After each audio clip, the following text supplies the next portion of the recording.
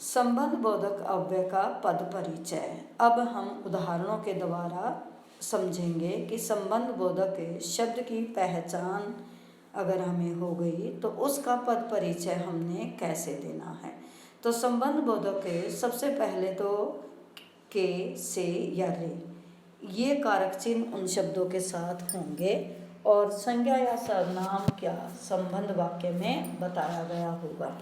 और जब हमें शब्द की पहचान हो जाए या रेखांकित शब्द संबंध बोधक हो तब हम उसका पद परिचय किस आधार पर देंगे।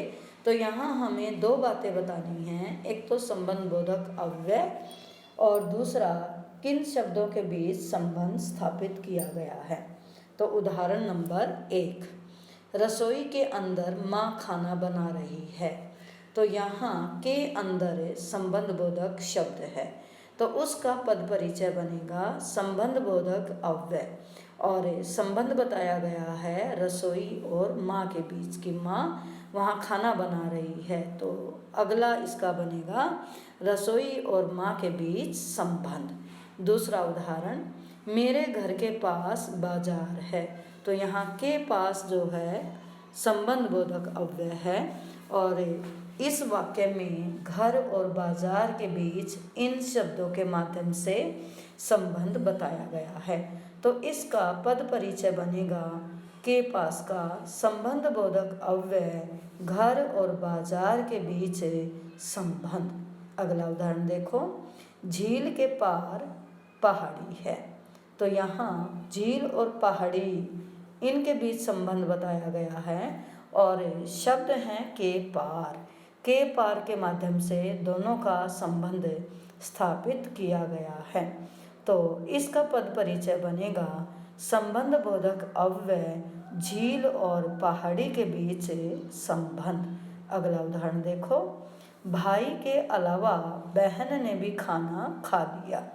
तो यहाँ खाना खाने की बात कही जा रही है और संबंध बताया है भाई के अलावा बहन ने भी खाना खा लिया। तो भाई और बहन के बीच संबंध बताया गया है और शब्द है के अलावा।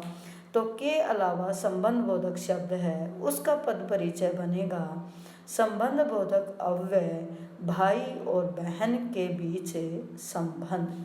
अगला उदाहरण देखो, पार्क के चारों ओर सड़क बनी हुई है।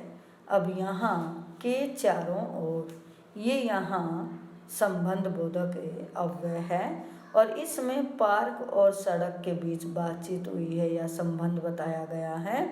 तो इसका के चारों ओर का पद परिचय बनेगा संबंध बोधक अव्यय पार्क और सड़क के बीच संबंध।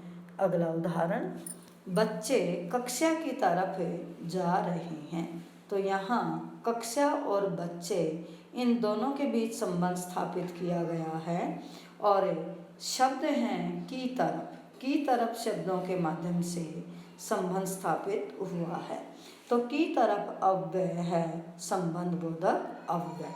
तो उसका पद परिचय बनेगा की तरफ का संबंध बोधक अव्यय बच्चे और कक्षा के बीच संबंध, अर्थात बच्चे और कक्षा के बीच संबंध स्थापित किया गया है और शब्दों का प्रयोग किया है की तरफ के माध्यम से। तो इसलिए यह संबंध बोधक अव्यय होगा।